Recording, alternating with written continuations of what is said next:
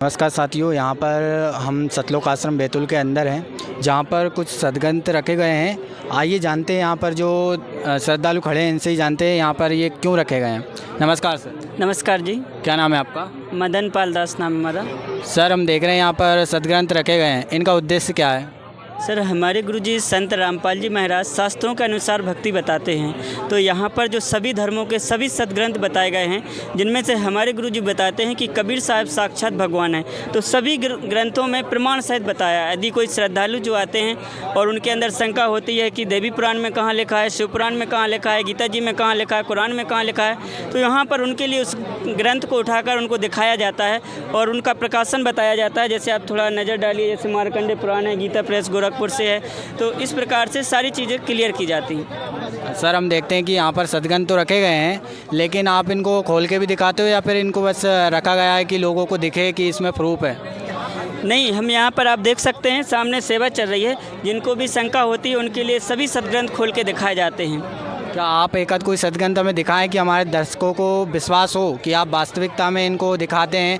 जैसे कि देख सकते हैं, ये सर हमको ऋग्वेद के अंदर बताएंगे कि कबीर परमात्मा है, उनके बारे में क्या यहाँ पर प्रमाण दिया गया है। तो सर हमें बताइए इसमें क्या है। जी देखिए, हमारे गुरुजी संत रामपाल जी महाराज जी ने ऋग्वेद मंडल 9 सूक्त नंबर 1 में देखिए क्या दिखाया है। वो है परमात्मा कबीर देव, वो है परमात्मा कबीर। यहाँ पे कबीर देव है, देखिए यहाँ पे लिखा है कबीर देव स्पष्ट। यहाँ पे अर्थ सही नहीं किया गया है। मेधावी है और सबका रक्षक है, विद्वानों की तृप्ति के लिए ज्ञान को देता है। यानी कि जो परमात्मा को पाना चाहते हैं उनके लिए सच्चा ज्ञान देता है और संपूर्ण पापों को नाश कर देता है, संपूर्ण दुष्टों को संग्रामों में तिरस्कृत करता है। ये देखिए ऋग्वेद मंडल 9:10 में लिखा हुआ है। आगे देखिए, आपको हम दिखाते हैं, ये अथर्ववेद में प्रमाण है। ये देखिए कहाँ से प्रकाशित है, एक बार ये भी देख लीजिए, नहीं तो आपको दिक्कत जाए। ये आर्य प्रकाशन है, देख लीजिए, कुंडे बालान अजमेरी गेट दिल्ली से। ये देखिए ये कहाँ से छपा है, मुद्रक है राधा प्रेस साहिबाबाद, ठीक है जी।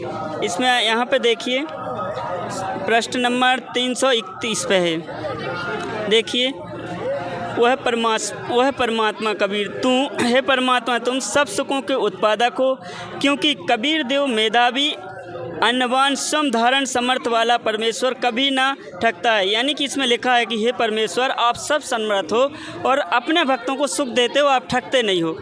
इसमें स्पष्ट कबीर देव लिखा है। यहाँ पे आप फोकस कीजिए, देखिए वेद में कि ये कबीर देव हैं जो अपने भक्तों की रक्षा करते हैं। इसका मतलब ये है जी सच साहिब जी। तो दोस्तों, जैसा कि इनने यहाँ पर प्रमाण सहित बताया है, तो आप इससे ये देख सकते हैं कि इन जो भी यहाँ पर सदग्रंथ रखे हैं इन सब में कुछ ना कुछ प्रमाण है कि कबीर परमात्मा है। तो आप आगे भी देख सकते हैं सभी सदग्रंथ रखे गए हैं, और भी हम भक्तों से बात करेंगे कि उनके भी विचार जानेंगे कि उनके हिसाब से ये सदग्रंथ का उद्देश्य क्या है रखने के लिए। तो चलिए इनसे जानते हैं। नमस्कार सर। सर साहेब। क्या नाम है आपका? बाबा जी खुशीलाल दास नाम है मेरा। सर, आप कहाँ से आए हैं?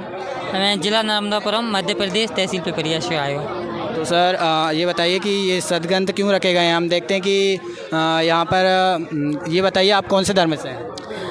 हम हिंदू धर्म से हैं और हमारे लेकिन गुरुजी ने बताया कि हमारा कोई धर्म नहीं होता, क्योंकि हम सभी परमात्मा के एक बंदे हैं, एक ही जगह से आए हैं, इसलिए हम कोई प्रॉपर धर्म से नहीं है। हमारे गुरुजी बताते हैं जीव हमारी जाति, मानव धर्म हमारा, हिंदू मुस्लिम सिख ईसाई धर्म नहीं कोई न्यारा।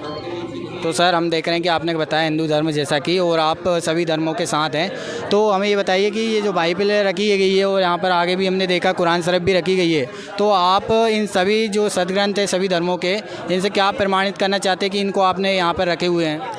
हमारे गुरुजी, जैसा कि मैंने अभी बताया कि हम किसी प्रॉपर एक धर्म को लेकर हमारे गुरुजी ज्ञान नहीं बताते हैं। यहाँ चारों धर्म हैं, उनके जो प्रमाणित सदग्रंथ हैं हमारे गुरुजी, उनमें से सभी प्रमाणित भक्ति विधि बताते हैं, पूर्ण मोक्षदायक भक्ति विधि बताते हैं, क्योंकि उनमें बताया है कि पूर्ण परमात्मा एक ही है, सृष्टि रचनाकार एक ही है। तो सभी जो सदग्रंथ हैं, चाहे मुस्लिम भाइयों का अपना कुरान शरीफ, कुरान और बाइबल वगैरह सभी हैं, जो चारों धर्मों के ऑथेंटिक सदग्रंथ हैं, उनसे प्रमाणित करके हमारे गुरुजी भक्ति विधि बताते हैं। यहाँ पे जो श्रद्धालु आते हैं, जगत के भाई बहन, उनकी शंकाएं होती हैं, इसलिए यहाँ पे जो जितने भी सदग्रंथ आप देख रहे हो रखे हैं, वो प्रमाण बताने के लिए और ज्ञान चर्चा में सम्मिलित करने के लिए रखे गए हैं। तो सर आपने जैसा कि बताया आपके गुरुदेव जो हैं इनको प्रमाणित करके बताते हैं, तो और भी तो जो धर्मगुरु हैं वो भी तो प्रमाणित करते होंगे कि ऐसे ही वो कथावाचक करते हैं। आप बताएंगे उनके बारे में आपके क्या विचार है? भगत जी, हम मोस्टली देखते हैं कि जो अन्य कथावाचक हैं वो भी बताते हैं, लेकिन वो सिर्फ बोलते हैं। उनने आपने देखा होगा कभी खोल के नहीं बताया कौन सा सदग्रंथ कि ये कहाँ लिखा हुआ है। हमारे गुरुजी जो बात बोलते हैं उससे पहले हर वर्ड पर उंगली रख रख के बताते हैं, और जो अन्य हैं मतलब संत कथावाचक वो सिर्फ बोलते हैं, अपने अनुभव के आधार पे ही बताते हैं, ना कि सदग्रंथों को खोल के भक्ति विधि बताते हैं।